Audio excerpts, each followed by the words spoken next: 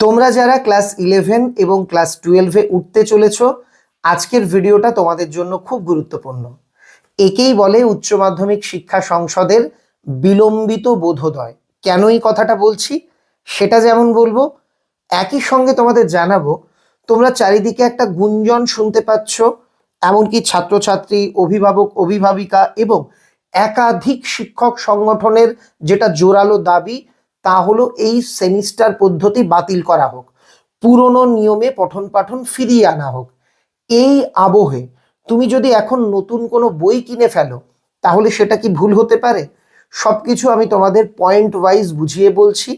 কাজেই আজকের ভিডিওটা প্রত্যেকে দেখো, ভালো লাগলে লাইক করো, সম্রাট এক্সক্লুসিভ চ্যানেলটি সাবস্ক্রাইব করে রাখতে একেবারেই ভুলো না। আজ থেকে এক দশক আগে, প্রায় 10 বছর আগে আমি ইউটিউবে পড়ানো শুরু করি। সেই সময় নানা জায়গা থেকে নানা কটাক্ষ, নানা রকম বক্রোক্তি এগুলো শুনতে হয়েছে। এমনকি কোভিডের টাইমেও সম্ভবত আমি খুব ভুল না বলে থাকলে আনন্দবাজার পত্রিকাতে অনলাইন বা ইউটিউবে পঠন পাঠনের অপকারিতা নিয়ে একটি খবর প্রকাশিত হয়েছিল। কিন্তু ভাগ্যের পরিহাসে আজ দেখা যাচ্ছে উচ্চ মাধ্যমিক বোর্ড বা উচ্চ মাধ্যমিক শিক্ষা সংসদ ছাত্রছাত্রীদের তাদের ইউটিউব চ্যানেল দেখে পড়তে বলছে। সত্যি এটা কি প্রয়োজন?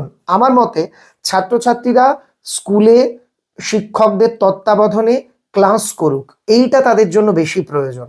আর ইউটিউবে পড়ানোর জন্য ইউটিউবে অনেক ভালো ভালো শিক্ষকেরা আছেন, তারাই যথেষ্ট। বোর্ড ইউটিউব বা অনলাইনে যে ক্লাসগুলো দিচ্ছে সেগুলো আদৌ ছাত্রছাত্রীরা কতটা গ্রহণ করতে পারছে এটা নিয়ে কিন্তু সন্দেহ রয়ে যায়।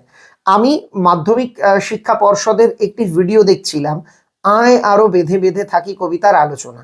সেখানে এমন জটিল করে, এমন ঘুরিয়ে পেঁচিয়ে আলোচনা করা হয়েছে যে একজন সাধারণ কেন, একজন উচ্চ মেধার স্টুডেন্টের কাছেও বিষয়টা জটিল এবং কঠিন মনে হবে। তো এখানে আমাদের মনে রাখতে হবে যে সোশ্যাল মিডিয়া তো নিজের জ্ঞান জাহির করার জায়গা নয়। এখানে আমরা ছাত্রছাত্রীদের সহজভাবে বিষয়টা উপস্থাপন করতে বসেছি। এইটা থেকে যদি বিচ্যুত হয়ে যায় তাহলে বিপদ। উচ্চ মাধ্যমিক শিক্ষা সংসদ একাধিক নতুন সাবজেক্ট আনছে, একাধিক নতুন সাবজেক্টের অন্তর্ভুক্তি করছে সিলেবাসে, কিন্তু সেই সাবজেক্টের বইও পাওয়া যাচ্ছে না, টিচারও নেই। তখন ভরসা হচ্ছে তাদের ইউটিউব ক্লাস, এবং সেই ক্লাস করেও ছাত্রছাত্রীরা যে বিরাট লাভবান হচ্ছে এমনটা নয়। ইতিমধ্যে এই যে ইউটিউব নির্ভর হতে বলা ছাত্রছাত্রীদের, এটা নিয়ে একাধিক প্রতিক্রিয়াও আমরা পেয়েছি। যে তোমরা তোমাদের মতামত অবশ্যই জানিও।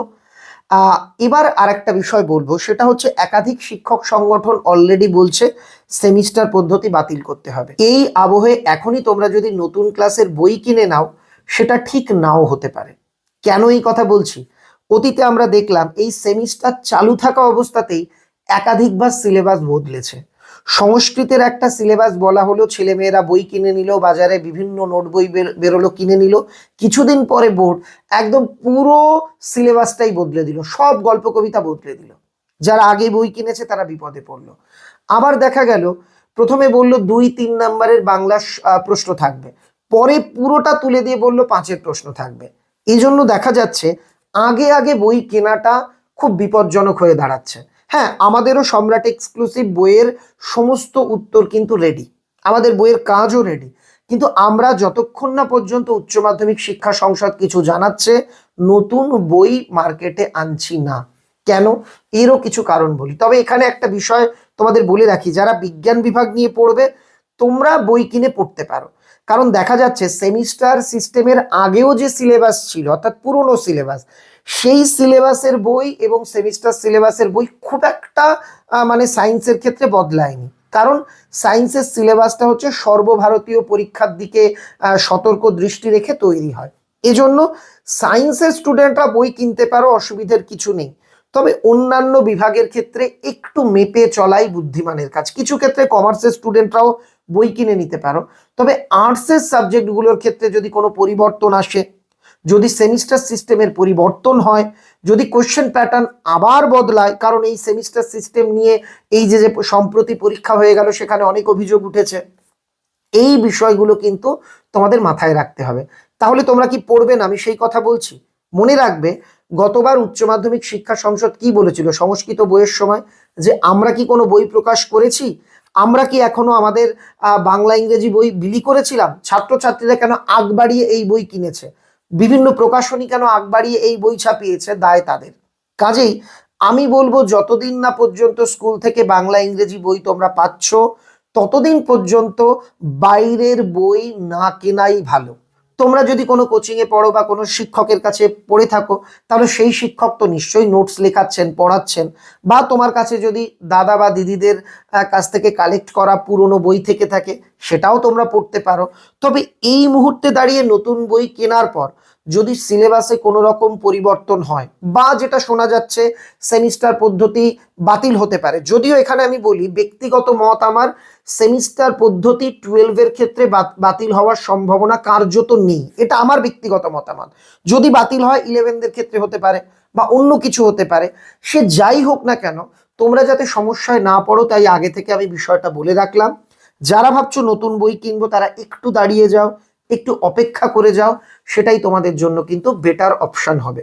তোমাদের প্রশ্ন, স্যার সম্রাট এক্সক্লুসিভ বই কবে বেরোবে? বললাম আমাদের বই পুরো রেডি, আমরা একটুখানি অপেক্ষা করছি উচ্চ মাধ্যমিক শিক্ষা সংসদের তরফ থেকে গ্রিন সিগন্যাল পেলেই যে এই সিলেবাসটাই থাকছে বা সিলেবাসের কোনো পরিবর্তন হচ্ছে না, এমন আপডেট পেলেই আমরা বই প্রকাশ করে দেব। তবে বলতে পারি আমরা উচ্চ মাধ্যমিকদের ক্ষেত্রে মোটামুটি মার্চের প্রথম সপ্তাহের মধ্যে বই আনবো, কারণ ততদিনে বিষয়টা ক্লিয়ার হয়ে যাবে। আর ক্লাস 11-এর ক্ষেত্রে মানে যারা মাধ্যমিক দিলে, তোমরা তো সেমিস্টার সিস্টেমে এখনো ঢোকোনি, তোমাদের সেমিস্টার সিস্টেম বদলায় কিনা এইটা বোঝা যাবে কিন্তু মাধ্যমিকের রেজাল্ট দেওয়ার সময়। তো ওই পর্যন্ত আমরা অপেক্ষা করব, মাধ্যমিকের রেজাল্ট দেওয়া হবে, সঙ্গে সঙ্গে 11-এর পঠন পাঠন শুরুর একটা প্রক্রিয়া চলবে, ওই সময় আমরা সমস্ত দিক বিশ্লেষণ করে আমাদের বই প্রকাশ করব। অনেকেই বলছো স্যার আপনার কাছে বাংলা অনলাইনে পড়তে চাই। প্রথমে বলে রাখি আমি বাংলার শিক্ষক, বাংলা বাদে অন্য কোনো বিষয় নিয়ে আমার ন্যূনতম জ্ঞান নেই। আমাদের কাছে অনলাইনে বাংলা পড়ার সুযোগ আছে, আর আমরা অনলাইনে বাংলা ক্লাস মার্চের মাঝামাঝিতে শুরু করব। কিভাবে ক্লাস হবে, ফি কত, সমস্ত বিষয় ক্লাস শুরুর আগে ইউটিউবে ভিডিও করে আমি তোমাদের জানিয়ে দেব। তোমরা নিশ্চিন্তে থেকো, তোমাদের আশা করি সাহায্য করতে পারবো। সবাই ভালো থেকো, ভিডিওটা বন্ধুদের মধ্যে শেয়ার করে দাও। তুমি কি মনে করছো এই মুহূর্তে বই কিনে নেওয়াটা ঠিক নাকি একটু অপেক্ষা করা ভালো? তুমি কি মনে করছো সেমিস্টার সিস্টেম বাতিল হওয়াটা উচিত নাকি থেকে যাওয়াটা ভালো? তুমি কি মনে করছো যে স্কুলের পড়া বাদ দিয়ে শুধু ইউটিউব দেখে কি লাভ হতে পারে? তোমার মতামত আমাকে কমেন্টে লিখে জানিও।